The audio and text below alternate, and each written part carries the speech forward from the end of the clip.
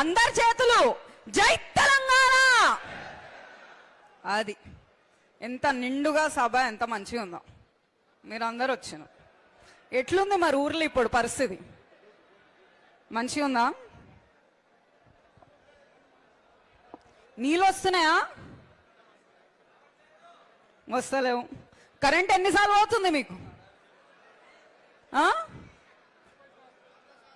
10 సార్లా? 10 సార్లు పోతుంది. 30 సార్లా?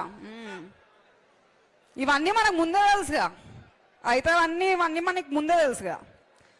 అయినా మనం అనవసరంగా కాంగ్రెస్ని తెచ్చుకున్నాం. అయిందేదో అయిపోయింది. ఇంకో 2 సంవత్సరాలు ఉంది.